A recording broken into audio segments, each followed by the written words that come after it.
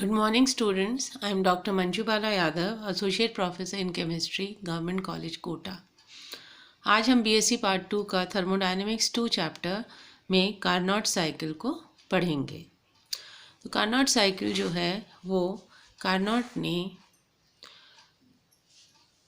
Explain करा कि किस तरह से एक साइक्लिक प्रोसेस होता है जिसमें कि हीट को हम वर्क में कन्वर्ट करते हैं, और ये उसने बिना इंजन बनाए एक थ्योरेटिकल फार्मूला दिया था, और जो कि heat engines, automobiles, railway engine, इन सब में जो है यूज़ होता है। मैक्सिमम एफिशिएंसी ये दिखाता है क्योंकि एक आइडियल इंजन है, और उन्होंने जितने भी लॉसेस थे फ्रिक्शन या डिफरेंट रीजंस की वजह से वो भी कंसिडर किए थे। तो हम कह रहे हैं कि the extent to which heat can be change to work can for which Carnot explained a cyclic process known as Carnot cycle. He gave the theoretical formula without making the engine. This process is used in heat engine, automobiles, railway engine. What should be an ideal engine? Carnot explained that what should be an ideal engine. So the efficiency which will be accounted from this will be maximum, because this is an ideal case. He discounted all the losses due to friction. Now, if we describe the engine, so we say that हमारे पास जो है एक cylinder है जो कि piston से fitted है और इंसुलेटेड जैकेट है, ठीक है, और इसमें जो है हमारी जो है गैस भरी हुई है, और नीचे जो है हमारे पास सोर्स है जिससे कि हम टेम्परेचर को इंक्रीज़ करेंगे। आप यहाँ पर आपका जो टेम्परेचर अगर T1 है सोर्स का, तो टेम्परेचर जब राइज होता है तो work done by the gas, जो अंदर गैस है वो कार्य करती है, जिसकी वजह से जो है एक्सपेंशन हो जाता है। V1 अगर हमारा वॉल्यूम था तो V2 में चेंज हो जाता है, ठीक है। तो इससे हम ये अगर डायग्राम देखें जो हमारा कार्नोट साइकिल का है, तो सबसे पहले अगर हमारी कंडीशन A वाली है जिसमें हमारा प्रेशर P1 है और वॉल्यूम V1 है, इस कंडीशन की हम बात कर रहे हैं।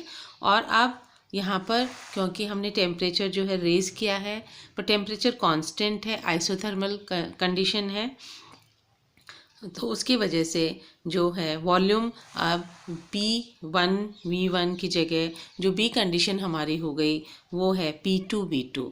प्रेशर जो है यहाँ पर हम वॉल्यूम प्रेशर को दिखा रहे हैं और यहाँ पर वॉल्यूम को दिखा रहे हैं।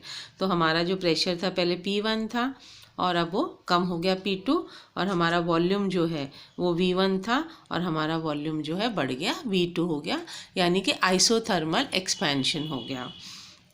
अब बच्चों अगर हम ये देखें सेकंड कंडीशन कि अब हमारा जो है एडियाबेटिक एक्सपेंशन अगर हो रहा है, एडियाबेटिक मतलब नो हीट एक्सचेंज, ठीक है, और एक्सपेंशन हो रहा है, तो यहाँ पर हमारा जो नीचे का जो जैकेट है ये भी इंसुलेटेड है, तो अब कहीं से हीट बाहर एटमॉस्फेयर में नहीं जा रही है। तो अब क्या होगा, जो टेम्परेचर T1 है वो एडियाबेटिक कंडीशन में किस में चेंज हो रहा है, T2 में टेम्परेचर चेंज हो रहा है ना। और एडियाबेटिक एक्सपेंशन है, हीट बाहर एस्केप नहीं कर रही, पर जो है work done by the gas तो हो रहा है, तो एक्सपेंशन वापस से होगा और वॉल्यूम V2 से V3 में बढ़ जाएगा। और हमारी जो कंडीशन है ग्राफ में B2C को अगर हम देखें, अब पहले हमने A और B की तरफ गए, हमारा जो फर्स्ट केस था जिसमें सोर्स से हमने टेम्परेचर T1 रखा था, तो वहाँ पर जो हमारा वर्क डन था वो ये लाइन और B से ये लाइन अगर हम खींच देते हैं तो ये जो है हमारा पूरा वर्क डन उसमें था, ठीक है। अब हम सेकंड केस देख रहे हैं एडियाबेटिक एक्सपेंशन की, जो कि हमारा B2C है। तो यहाँ पर आप देख रहे हैं P2 से हमारा प्रेशर क्या हो गया, कम, P3 हो गया, और V2 से एक्सपेंशन होके वॉल्यूम जो है वो V3 हो गया। और इसमें अगर हम वर्क देखें तो हमारा जो वर्क है वो BCEF, जो हमारा पहले था वो हमने क्या माना था, ABFH,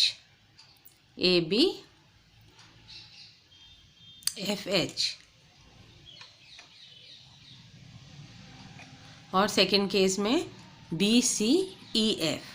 सेकेंड केस में जो हमारा है वो BCEF।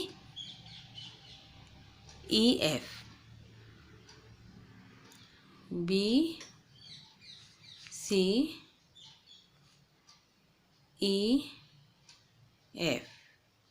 ठीक है ना, BCEF है। तो ये हमारा इसमें जो है BCEF वर्क डन है W2। तो ये किसके वजह से हुआ? एडियाबेटिक आपका जो है एक्सपेंशन की वजह से हुआ। एक्सपेंशन हो रहा है तो वॉल्यूम V2 टू V3 हो गया और प्रेशर P2 टू P3 हो गया। तो आप देख रहे हैं कि पहले केस में जो है ज़्यादा वर्क डन हुआ, इस केस में वर्क डन कम हुआ। अब बच्चों अगर हम वैल्यू देखें, जब आइसोथर्मल केस था तो हीट जो है it was shared by the atmosphere, temperature is same. जबकि एडियाबेटिक जब एक्सपेंशन था तो हमने इंसुलेशन पैड रख दिया था और बस एक्सपेंशन हुआ था, कोई एस्केप उसमें से शेयर्ड बाय द एटमॉस्फेयर नहीं हुआ था। तो फर्स्ट केस में जो आइसोथर्मल एक्सपेंशन था उसमें आपका टेम्परेचर T1 पे जो वर्क डन था हमने बताया ABFH है, और यहाँ पे work done by the gas कार्य कर रही है, वो कितना है μRT1 ln of V2 bye V1, ठीक है। R हमारा राइडबर्ग कांस्टेंट है, टेम्परेचर T1 है और V2 बाय V1 हमारा वर्क डन हो जाएगा।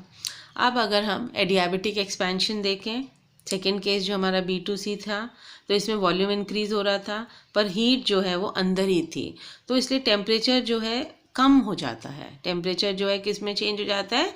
T1 से T2 में हो जाता है और टेम्परेचर जो है वो घट जाता है, टेम्परेचर लो हो जाता है। T2 जो टेम्परेचर है वो लो टेम्परेचर है, क्योंकि हीट बाहर एस्केप नहीं हो रही, तो उसकी वजह से टेम्परेचर जो है वो डिक्रीज हो जाता है और work done by the gas हो जाएगी RT1 minus T2 upon gamma minus 1। ये हमारा W2 जो वर्क डन था, जो कि BCEF हमारा है, ठीक है। तो ये हमारा सेकेंड केस है। अब हम थर्ड केस देखेंगे C2D। वहाँ पे हम देख रहे हैं P3 से P4 हो रहा है, यानी कि प्रेशर भी बढ़ रहा है P4 और हमारा जो V3 है वो घट रहा है V4, ठीक है।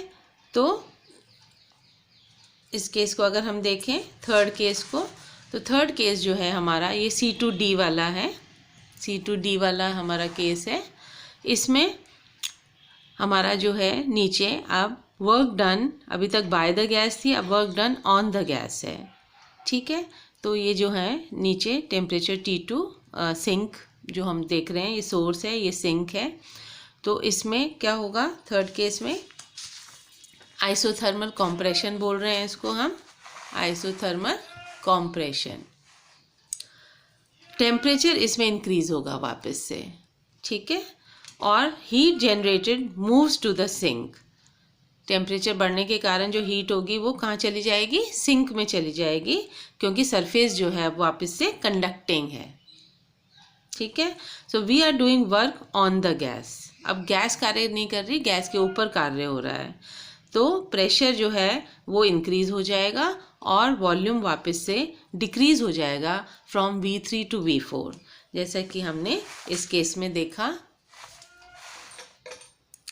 जब हमारा C2D केस है तो हम कह रहे हैं कि work done on the gas है अब, है ना, और टेम्परेचर जो है वो क्या हो रहा है? इंक्रीज़ हो रहा है। तो टेम्परेचर जब इंक्रीज़ हो रहा है तो हमारा जो है प्रेशर वो बढ़ रहा है और वॉल्यूम जो है वो डिक्रीज़ हो रहा है, ठीक है। तो ये हमारा ये जो हमारा इस टाइप का जो वर्क है जो हमने ऑपोजिट लाइन से बनाया हुआ है, ये हमारा इस केस में वर्क हो गया। और इसका जो मान होगा, इस वर्क का जो मान होगा वो क्या होगा? V3W3 μRT2 ln of V3 bye V4, ठीक है। अब जो चौथा केस है वो है एडियाबेटिक कॉम्प्रेशन। एडियाबेटिक कॉम्प्रेशन, इसमें हीट जो है वो टेम्परेचर को बढ़ा देगी वापस से T1 से T2 में, ठीक है। टेम्परेचर जो T1 में आ गया था वो वापस से T2 में इंक्रीज़ हो जाएगा और प्रेशर जो है वो P4 से P1 में चला जाएगा। जैसे टेम्परेचर राइज होगा, प्रेशर इंक्रीज होगा और वर्क डन जो ऑन द गैस हो जाएगी वो R into T1 minus T2 upon gamma minus 1 हो जाएगी। तो ये जो है हमारा फोर्थ केस अगर हम देखें वापस से, ये जो है वापस से हमारा T2 से टेम्परेचर T1 जा रहा है और यहाँ पर हमारा जो है प्रेशर क्या हो रहा है, इंक्रीज़ हो रहा है P4 से P1 और वॉल्यूम जो है वो V4 से V1 डिक्रीज़ हो रहा है। तो ये हमारा क्या था, एडियाबेटिक कॉम्प्रेशन। जब हमने कंप्रेस किया तो वॉल्यूम जो है कम हो गया V4 से V1 और प्रेशर जो है बढ़ गया और टेम्परेचर वापस से T2 से T1 हो गया और जो वर्क डन है वो W4 is equal to R T1 minus T2 upon gamma minus 1 हो गया। तो अब अगर हम वर्क देखें, वर्क डन, तो वर्क डन में आप देखिए कि ये जो हमारा लास्ट केस है AD, हाँ AD और इसको मान लीजिए EFGH वाला, तो इसमें ये वर्क डन होगा, है ना। तो ये जो वर्क डन है ये लास्ट केस में है एडियाबेटिक कॉम्प्रेशन में। अब हम कह रहे हैं कि जो एडियाबेटिक एक्सपेंशन एंड कॉम्प्रेशन वो दोनों जो वर्क हैं वो कैंसिल आउट होते हैं। आप देखिए जो हमारा सेकेंड केस था उसमें हमारा वर्क डन क्या था, R T1 minus T2 gamma minus 1, जो ये एडियाबेटिक एक्सपेंशन था। और यहाँ पर भी हमारा जब एडियाबेटिक कॉम्प्रेशन है तो R T1 minus T2 gamma minus 1, तो दोनों ये जो हैं कैंसिल हो जाते हैं। और हमारा जो एरिया था ABCD represent the gain of work पर साइकिल, इसमें जो हमारा पूरा ये ABCD इसमें जो वर्क हो रहा है वो गेन हो रहा है एक साइकिल के अंदर, है ना। पर साइकिल, तो ऐसे साइकिल्स चलती रहेंगी और इस प्रकार से जो है वो गेन वर्क में होता रहेगा। तो हम कह रहे हैं कि जो एडियाबेटिक एक्सपेंशन और कॉम्प्रेशन में जो वर्क हुआ है वो कैंसिल आउट हो जाता है क्योंकि बोथ एरियाज आर इक्वल। तो नेट वर्क डन जो होगा वो μR T1 ln V2 by V1 minus μR T2 ln V3 by V4। ये आइसोथर्मल एक्सपेंशन का केस था, ये आइसोथर्मल कॉम्प्रेशन का केस है। अल्टीमेटली जो है work done, net work done ये आ जाएगा, है ना। तो work is done only due to isothermal process. तो हम देख रहे हैं कि एडियाबेटिक जो कॉम्प्रेशन और एक्सपेंशन था वो तो वर्क कैंसिल आउट हो गए थे। तो अल्टीमेटली जो वर्क डन है वो कौन सा होता है, जो आइसोथर्मल प्रोसेस में होता है। अब अगर हम एफिशिएंसी देखें नीटा, तो वो 1 माइनस T2 बाई T1 होती है और इसमें दोनों टेम्परेचर्स जो हैं वो डिफरेंट होते हैं। और हम कहते हैं कि कोई भी इंजन जो है इतनी एफिशिएंटली काम नहीं कर सकता जैसे कि हमने कार्नेट साइकिल में पढ़ा है, या कार्नेट मतलब आपका इंजन हम बोल सकते हैं, क्योंकि ये सबसे आइडियल कंडीशन है। तो this is the most ideal condition in which maximum efficiency, maximum मतलब जो है वो हीट को वर्क में हमने कन्वर्ट किया है। इससे ज़्यादा जो है किसी भी प्रोसेस में हीट को वर्क में कन्वर्ट नहीं कर सकते। Thank you.